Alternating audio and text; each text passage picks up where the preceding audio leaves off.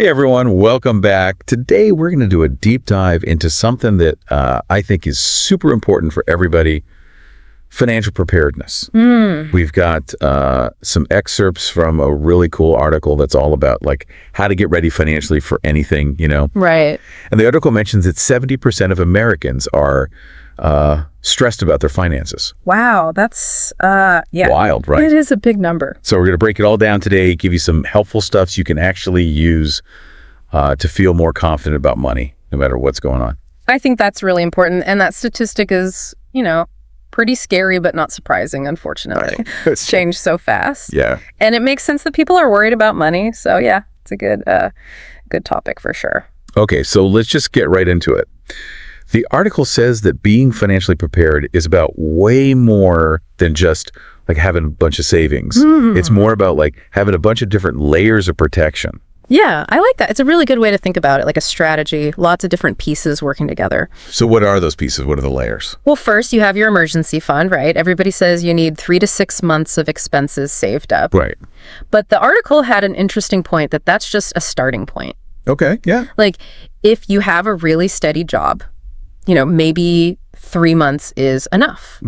But if you have a family, or if you work for yourself, maybe you need more, like 9 months or even a whole year. That makes sense. Yeah. It's not like a one-size-fits-all kind of thing. It's more personal. Exactly.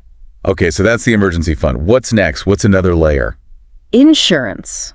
Oh, right. Health insurance, disability, life insurance. Those are all important for those big what-if situations, Yeah. Like imagine getting really sick and not having health insurance. Oh, yeah. Or what if you got hurt and couldn't work? You wouldn't have any income. That's what disability insurance is for. Yeah, and I think people forget about life insurance a lot. Yeah. But if you have people who depend on you, like a family, Right. you got to have a plan to like protect them if something happens to you. Absolutely. And the article also talked about debt, getting rid of high interest debt. That's a big part of this too. Right. Yeah. The less debt you have, the better off you'll be. It's like you're always fighting an uphill battle if you have a ton of debt. Yeah, exactly. Okay, so we've got emergency fund, insurance, low debt. What else makes up this fortress of financial security? Being organized. Oh, okay. Keeping your finances in order, knowing where all your important papers are, that can be a lifesaver if you're, in a crisis. My partner is like super organized with all our financial stuff. I tease him about it all the time. But honestly, last year we had to file an insurance claim, and I was so thankful he keeps everything so neat. Yeah, right. Makes a big difference. It made everything way less stressful. And the last thing is that financial preparedness isn't like a one-time thing. It's something you always got to be working on, adjusting your strategies as things change. Yeah, it's not like you just hit some perfect level of like financial bliss and then you're done. Right. It's like an ongoing process. Exactly. So that's really interesting. But the article also talks about how being financially prepared can like help you mentally. It mentions that like stress about money can really get to people. Yeah, it can lead to all sorts of problems. Yeah, anxiety, depression, even like problems in relationships. It's true. If you're always worried about money, it's hard to focus on anything else. But the article says that when you feel good about your finances, you can actually make better decisions. Yeah, right. And you feel more at peace. It's like it frees up your mind to focus on the things that really matter. Exactly. Okay, so the article also gets into all the different things that can really mess up your finances. And it's not just talking about like surviving some crazy zombie apocalypse, although, I mean, that would be cool. It'd be pretty cool. But it's talking about like all sorts of things that can happen. And they basically put them into 3 categories: natural disasters, economic disruptions, and personal emergencies. Yeah, that's a good way to break it down. Okay, so let's start with natural disasters. What kind of stuff are we talking about here? Well, the big ones, right? Hurricanes, earthquakes. Oh, yeah. Floods, wildfires. Right. I live in California, so earthquakes and wildfires are always on my mind. Yeah, that makes sense. A few years ago, there was a huge wildfire near us. Oh, wow. Luckily, our house was fine, but the smoke damage was really bad. And it's such a hassle dealing with insurance, find a place to stay temporarily. Right. It definitely made me realize how important it is to have a plan. And it's not just the damage itself. Natural disasters can really affect the economy. People lose their jobs, property values go down. It can have a long-term impact. That's a good point. Yeah. It's not just about surviving the actual event. It's about what comes after. Exactly. Okay, so let's talk about economic disruptions. What falls under that category? Well, things like recessions, inflation, stock market crashes, even things like sudden tax increases. Wow. It's scary to think about how quickly things can change, you know. 1 minute you feel secure and then boom, there's a recession. Yeah. People lose their jobs. It's true. That's like out of nowhere. And it feels like there's nothing you can do about it. Right. But that's why it's so important to have that strong financial foundation. You know, it gives you something to fall back on. Makes sense. So having a plan, some savings, maybe multiple ways of making money, all that can really help when things get rough. Exactly. Okay. What about personal emergencies? What's that all about? So those are things that happen, you know, specifically to you or your family. Okay. Like a medical emergency. Right. Or losing your job. Or maybe there's a family crisis where you need to help out financially. I think a lot of people don't think those things will happen to them. But life is unpredictable. It is. It can happen to anyone. And those kinds of things can really drain your savings, you know? Yeah. Especially if you don't have insurance or a financial cushion. It's like those unexpected events really throw a wrench in your plans. That's why it's so important to be prepared, you know? Have that emergency fund, have insurance, know what's going on with your money. Right. It gives you peace of mind knowing that you can handle those tough times. So we've talked about all these different disasters and disruptions that can affect our finances. Yeah.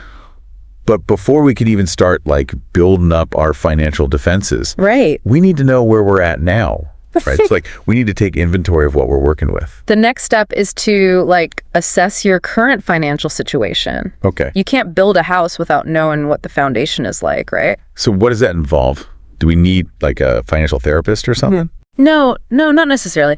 Financial therapy can be helpful, but for this, it's really just about understanding the basics. Okay. Like your income, your expenses, your assets and liabilities. Just like a snapshot of where you are right now. So gathering information before we make a plan. Exactly. And there are two main parts to this. First, looking at your income and expenses. Right. So budgeting 101, knowing where your money is coming from and where it's going. Exactly. It's all about cash flow. And it's not just about cutting back on spending, although that can help.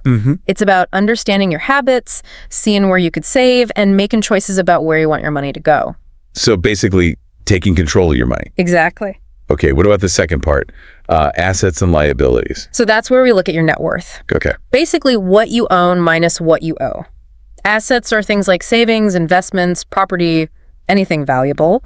Liabilities are your debts, like mortgages, student loans, credit cards. So if my assets are more than my liabilities, that's a good thing. Yes, exactly. It means you're in good shape financially. You have more resources than debt. Okay. But it's not just about the overall number. It's also important to understand what kinds of assets and liabilities you have.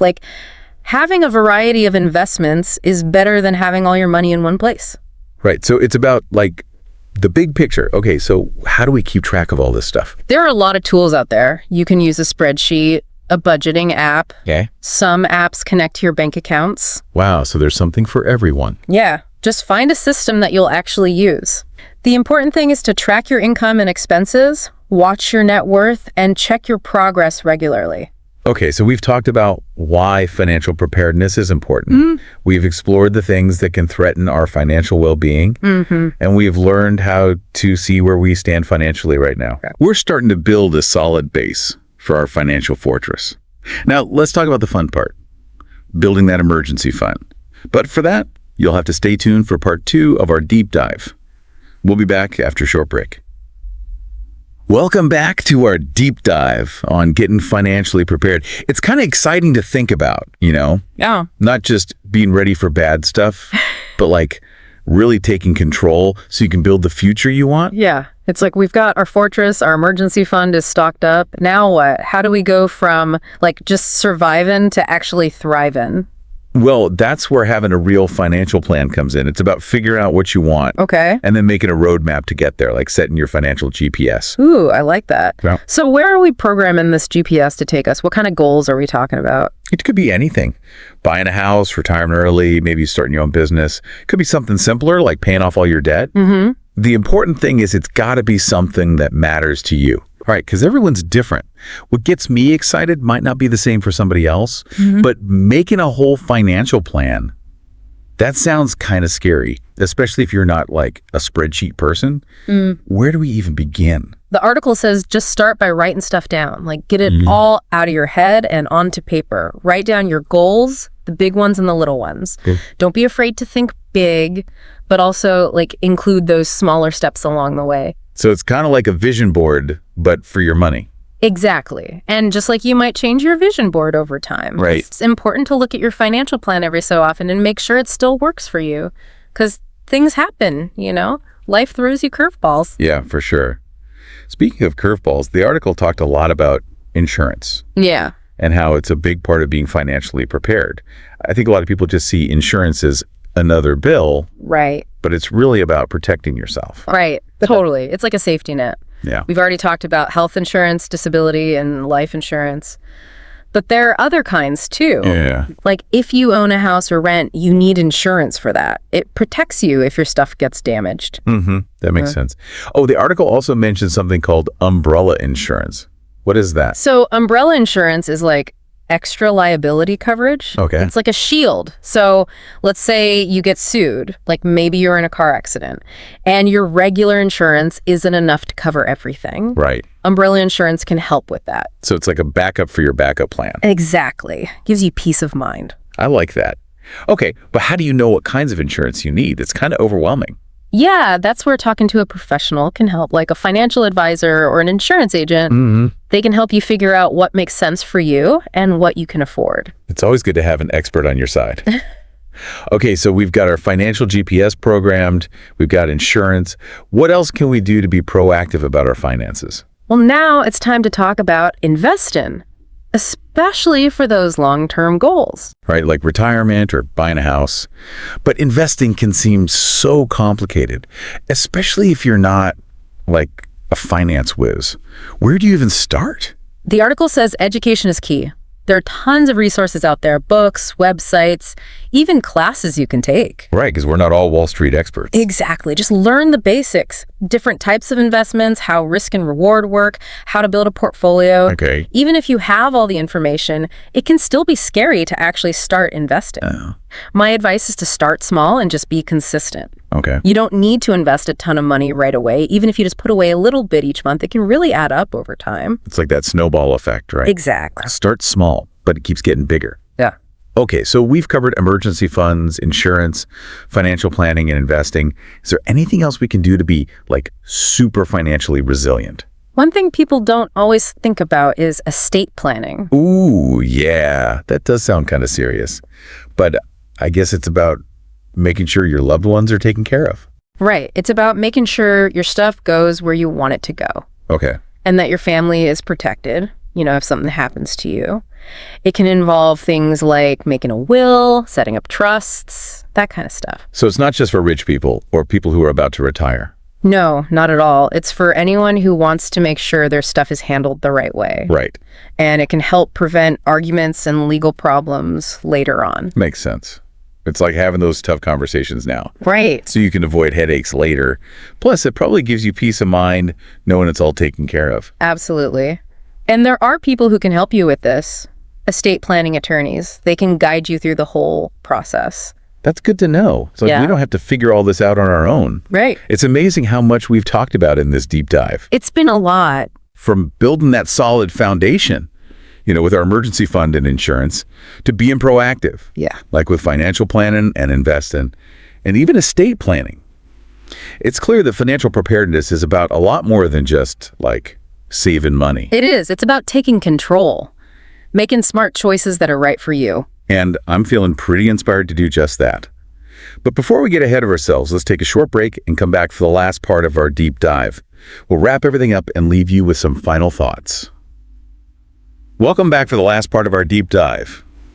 I gotta say, I'm feeling pretty motivated to, really take charge of my money stuff after all this. Yeah, it's amazing how much learning about this stuff can change your whole perspective, right? For sure. So let's just do a quick recap of what we've talked about. We started with the basics, like building a strong foundation. Right, your emergency fund, insurance, making sure you have a good understanding of your overall financial picture. That's like step one. Yeah, like building that financial fortress. And then once you have that, we talked about being more proactive, right? Yeah. Like with financial planning and investing. Exactly. Those are the tools that can really help you reach your goals, whether it's buying a house, retiring early, or just having more freedom. And we can't forget about estate planning. Might not be the most fun thing to think about, but it's so important to make sure your loved ones are taken care of. Absolutely. It's about protecting the people you care about, even when you're gone. You know, one thing that really stood out to me from the article was how much it talked about the mental and emotional benefits of being financially prepared. Oh, yeah, for sure. It's not just about the practical stuff. Right. It's about that peace of mind that comes with knowing you're going to be okay. Totally. When you're not stressed about money all the time, Right. it frees up so much space in your brain to focus on other stuff. Like your relationships, your hobbies, just enjoying life more. Exactly. So for our listeners who are feeling a little lost or maybe overwhelmed by all this, what's the best piece of advice you can give them? Where should they start? I would say start small and focus on consistency. Even if it's just saving a few dollars each week or making one small change to your spending, those little things add up over time. And remember, this is a journey, not a race. Right. There will be bumps along the way, Right. but as long as you keep moving forward. You'll get there. Exactly. I love that. Small steps, big impact. And that consistency is key. And don't be afraid to ask for help. There are so many resources available, financial advisors, websites, even workshops at your local bank. There's a lot of support out there if you need it. It's like we don't have to figure all this out by ourselves. Right. Well, that brings us to the end of our deep dive on financial preparedness. We've covered a ton of information, from the basics of building a strong foundation to more advanced strategies like investing and estate planning. Hopefully you're feeling more knowledgeable and more empowered to take control of your financial well-being. Remember, every journey starts with a single step. Keep learning, keep growing, and don't be afraid to try different things to find what works best for you. Until next time, stay curious, keep learning, and take charge of your financial future.